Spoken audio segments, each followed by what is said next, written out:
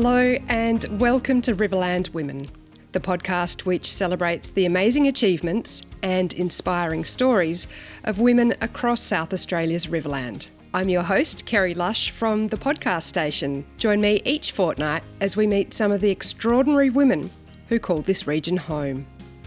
This is Riverland Women.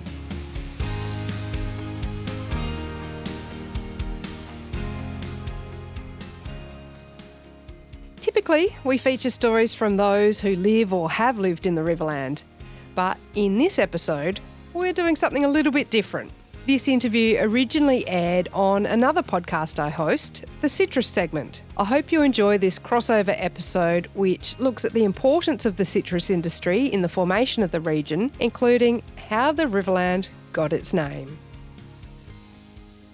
One of the things that surprised me, just from someone who didn't actually grow up in the Riverland, I didn't know, and maybe more people know this, that the name Riverland didn't actually become the name of the region until the 60s. And it was just, she says, the name of the brand of the oranges that were marketed internationally to begin with.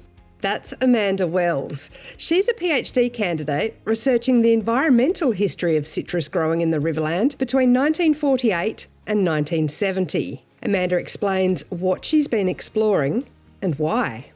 And looking at what I'm calling citrus worlds. So it's not just about who did what, when and where. It's about how it all affects everything and how the Riverland came to be, this very citrus-centric region. What led you to going down this path and choosing that topic? It was a little bit of a convoluted story.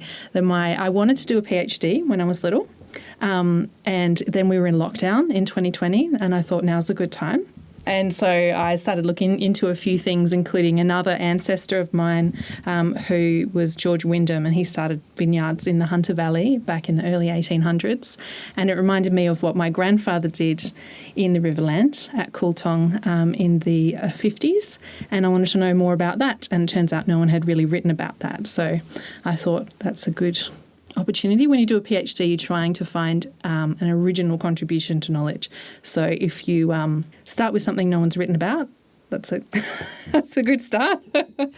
Yeah, so it's been an interesting way into that. But my grandfather passed away in 2008 as well, so it's a nice sort of way to come back to learning about him and a part of his life that I never really knew about. Where did you start? How did you start it all off? And how far into the process are you now? Well, I started pretty much very broadly because I actually have my background is in anthropology, not history. So I sort of had a want to look at everything approach rather than a lot of historians will find a specific archive, they'll work with that archive, read it closely and work from there. But I wanted to know everything and then work my way into themes and things like that from there.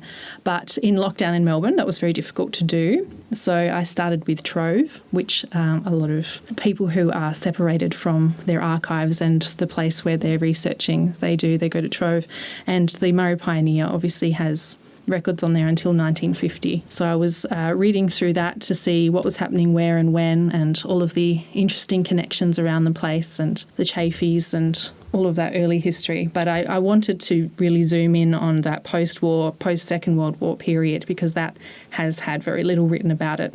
There's a lot for the post-World War I period because that didn't go super well for a lot of those soldier settlers across Australia. But yes, not so much about where my grandfather comes in. Where does he come into it all? He went to school at St Peter's and he loved agriculture. And I believe the Robertsons came down to their class to talk about what was happening up at Chowla. And I think he had a family connection with them as well because they lived in North Adelaide. But anyway, he left school when he was 16 or 17 in 42 and went up to work at the orangery at Chowla. And after the war, he was in the Navy. He came back to work there again and applied for a block as part of the soldier settlement scheme and was allotted one at Cooltong in 1950. So he moved in and, he got his tractors, he got his trees and everything. Now, this is where the story gets a bit weird because until I sat down with you here today, I had no idea that there would be any connection between the property of my husband's ancestors and your grandfather. So that's South Australia for you, though, isn't it? Yes, it is. So he worked for the Robertsons. You said he went to St Peter's, so probably they all knew each other through school as well. That's how he ended up there. So he got to learn about citrus growing and then ended up with his own block. Yes, yeah. So he was always into agriculture and tractors and all those kinds of things, which, you know, my little nephew, who looks very much like my grandfather, is sort of doing that now. He's very tractor obsessed. So I can imagine my grandfather doing the same thing and finding this connection with someone who the family already knew and the opportunity to work up in Chowler on an orange setting. And he loved the tractors, the technology, growing, cultivating, all of that kind of thing. So when the soldier settlement scheme came up following the Second World War, he was very interested, and it had been sort of orchestrated by people at the Renmark RSL. The Edmonds family, for example, were very involved in that. So whereas in some parts people were sort of reticent to do it again because it hadn't gone so well the first time, it seemed like the irrigated soldier settlement areas were going to do better. And I think that was a wise choice, as well as conveniently being in his area of interest, his special interest of citrus growing. So you started with your grandfather with your study, and then how has that expanded? I did originally want to look specifically at Cooltong because, you know, you have to start somewhere, but there wasn't a lot of records that I could access about Cooltong from my little home office in Melbourne. So I expanded it out to the Riverland. So I've been looking at the Murray Pioneer and the Australian Citrus News, or Citrus News as it changed titles halfway through my research period, and just trying to understand the common themes about what was happening in terms of the expansion of citrus growing, the changing irrigation techniques, influences from overseas on how we do things in Australia. That's an interesting thing. And sort of the environmental effects of citrus. Obviously, irrigation's a big thing, water, but pests, and obviously at the moment on the top of everyone's mind is fruit fly, which is something that I hadn't really looked into too much until the more recent outbreak in 2023. I'd been more looking at red scale because that sort of popped from the pages in the 1950s. When you have a pest that has the word red in it, you immediately got, oh, are we going to find something interesting about people using political language to describe pests? But you know, it wasn't so bad as it had been in the United States, making very on-the-nose jokes. But yeah, I've looked at fruit fly and the implementation of those roadblocks in the 50s and 60s.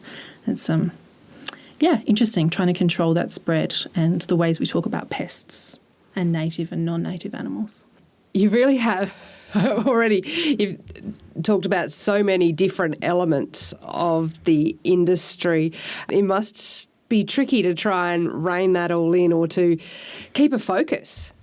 Yes, it is. And I think one of the good things about a PhD is you've got supervisors, and they help to remind you that, yes, Amanda, your approach is great. You want to look at everything. However, you need to be done in 3.5 years. This needs to be in 100,000 words, not a million words. So early on in the process, I worked it back down to, I came up with 6 sort of chapters. So I've sort of grouped it in with themes to do with migrations and the emergence of the name Riverland, which happened in the 60s for the region. Obviously, it was the brand of oranges from the 30s. And then looking at the way that commodities are produced and the impact, sort of like the capitalist history of it, intertwined with environment and human lives and animal lives and that kind of thing. So it sort of goes from very, very Riverland, very specific on the ground, to very theoretical, very right, very traditionally academic. So I like to have both those parts. I think it's important to have the part of the thesis where it describes in detail exactly what these places look like, because that's where it started for me, but it's also fun to experiment with these theoretical things that people wouldn't assume would come from research about citrus in the Riverland. Okay. What are some of those things that you could expand on? The theoretical stuff? Yeah. I've got an idea called Deathly Capital, where talking about the way that death is sort of commodified in agricultural spaces, especially coming into the 20th century, the deployment of poisons. And I came in my Australian Historical Association conference paper this year, I talked about an incident that happened in Cooltong in the 50s where a whole lot of molluscs became stuck in the pipes, and due to drought weather, extreme heat, they were all baked and became stuck, and they did an injection of chlorine so that all this amazing, disgusting material was flushed into the settlement of Cooltong, and their shells and stuff got caught up in the sumps and everything like that. So it's sort of this very, I called it molluscs in the machine, because you sort of imagine these unsuspecting creatures who are just looking for a nice dark damp place to hang out, get moved on, killed in the name of efficiency in these kinds of processes. So I'm just sort of trying to experiment with those ideas of how agriculture and horticulture work with ideas of life and death, and the spatial and temporal configurations of how these things work. Wow.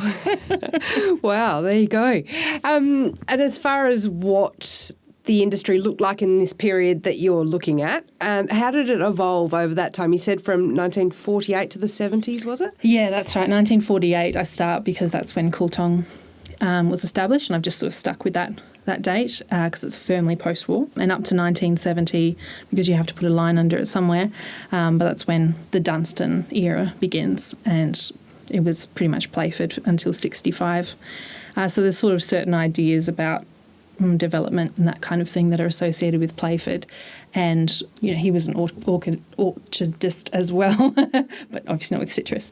How did the industry change, or what did the industry look like between 48 and 70? So one of the key things that I found that's really interesting, that sort of justifies this research, is that between 47 and 70, the area planted under citrus more than doubled, 200% plus in South Australia. And most of that, I think I read from the Yearbook of South Australia, that it was like 80% of those trees were planted in the Riverland. So that is significant expansion, obviously influenced by those soldier settlements, but then the private places, Sunlands and those kind of places, were also implemented there. So I think the massive expansion made obviously a huge difference in how things were marketed, and they had to find new markets for the produce. They expanded on marketing strategies that had been developed in the 20s and 30s, and everything just sort of became a lot more industrial scale, that sort of mass production. You've also got the introduction of juice, stabilised juice, which is obviously a very important part of the industry now, but that only happened as a result of technology that was developed in the wars. So that's, those sort of interesting longer term effects of these big global developments that come into the Riverland. Yeah, well, that's right. I guess so. They were trying to come up with products that would last out on the fields. Yeah, and that has an influence as well in how we treat pests, because obviously red scale is a big issue, and it changes the way that the citrus looks. It's not an appealing product when it's covered in scale, or the tree is covered in scale even. It looks different. But that's not so much of a big deal if you can use those lower quality citrus in juice production. So that's a big change. Yeah, and I think 1965, there was also the citrus industry inquiry that the South Australian government held to look at developments and whether things should be controlled, marketing, cooperatives. Obviously, a lot of citrus was done, marketed and sold through cooperatives. And as we approach the 70s and 80s, cooperatives become a little bit more of a bad word when it comes to economists and the neoliberalism and those sorts of things. So, yeah, it's a couple of decades of big change, mostly driven by that massive expansion, I think, in South Australia. I'd imagine varieties grown have changed a lot over that period as well. Back then, I guess it would have been Navels and Valencias, basically, as far as oranges were concerned. Yes, exactly. Navels and Valencias. Washingtons and Langs, mainly Washingtons, were the key ones that we found. Mandarins started to be grown a lot more at that time as well. But in terms of the blocks that were out in the Riverland more generally, things did move away from a mix of vines and citrus more towards the citrus. So as we've seen through decades, you have times when vines aren't going well, they rip them all out and they replace them with something else. And based on what's happened in the last year with the vines in the Riverland, similar things I think are happening again. So you see these cycles through history, but in the 50s and 60s, it definitely was a turn towards citrus and those Valencias and Washingtons that had the superior taste and peeling qualities. Yeah, they expanded that a lot. I'm thinking also transport and packaging has probably changed a lot just in that period, that 30-year period or so. Absolutely. It's one of the interesting things that I found looking through the industry newsletter, the Australian Citrus News, were these constant articles about different kinds of crates that you could use and the introduction of more single-use plastics. And they're coming up with different ways that they can package to be appealing to the consumers but also to transport longer distances. There's been some speculation about the role of horticultural industries and the massive expansion of single-use plastics that have happened over the last 50, 60 years. It was interesting, obviously that didn't happen specifically in South Australia, but seeing that echoed in the many, many, many articles, column inches given to discussion of boxes from America and packing techniques was, intriguing to see that technology change and be influenced and influential in the Riverland for what works here expands out as well. Has there been anything that's really surprised you or really piqued your interest in this study? One of the things that surprised me, just from someone who didn't actually grow up in the Riverland, I didn't know, and maybe more people know this, that the name Riverland didn't actually become the name of the region until the 60s. And it was just, she says, the name of the brand of the oranges that were marketed internationally to begin with by the Murray Citrus Growers Cooperative Association. I think it was 1934 that campaign started. And they suggested turning that name into the regional name in the wake of the 56 flood as part of their campaign to tell everyone that the Riverland's back online and things are back to business as usual. But that didn't really pick up steam until the sort of mid-60s when you get a lot more of investment in tourism, and the Rotary clubs agree that it's a good idea to call it something other than South Australian Upper Murray, because that was a confusing name for people, especially as things became more national. You don't have to tell a South Australian what the Upper Murray is because we know that it's the upper part of our Murray. But if you tell someone from New South Wales the South Australian Upper Murray, they're going to be confused because the Upper Murray is nowhere near South Australia. So this was an ongoing conversation that happened in Riverland places, as well as the Murray Valley Development League, which you may have heard of. They were also very keen to promote and develop the regions along the Murray, and a big part of that was effective tourism and marketing. And a name like Riverland comes with a lot of positive aesthetic sort of images of sunshine and juicy fruits and green fields. So it's a good place to start when it comes to Riverland, and it has the name river in it, of course, so it's not just about horticulture, it's about the beautiful setting of those impressive orchards. What do you think growers might find most interesting about the research that you're undertaking?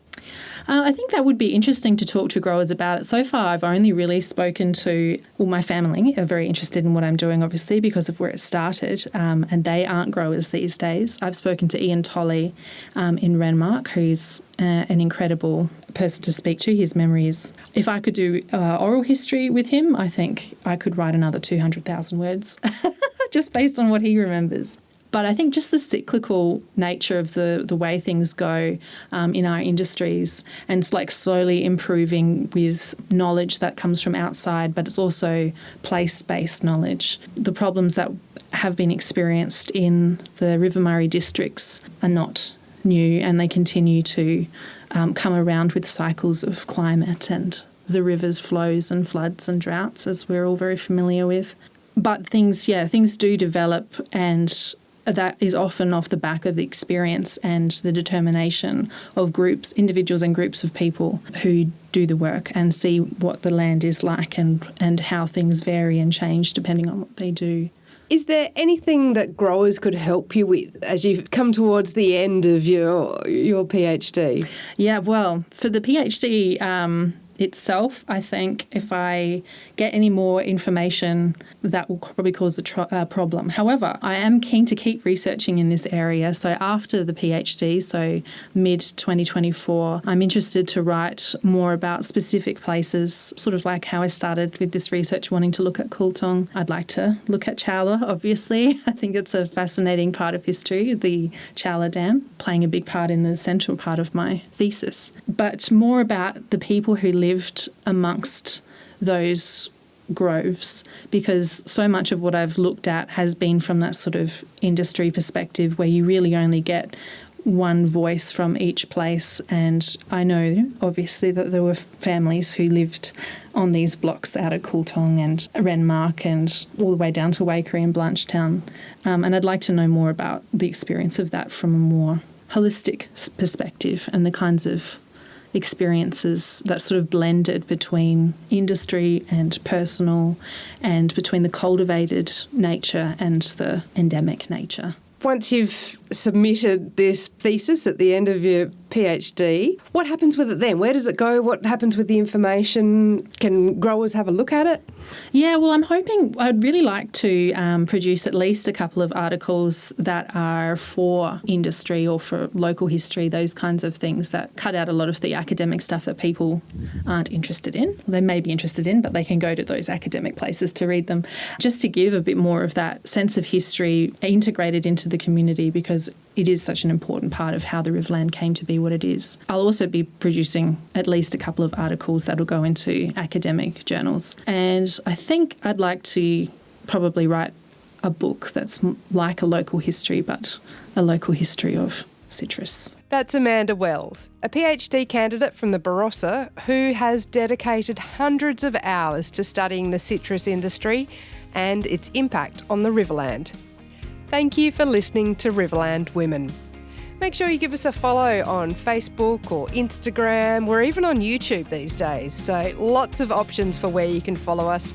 And you can also subscribe and follow the podcast so you don't miss an episode. You can do that on Spotify, on Apple Podcasts, or wherever you listen to them.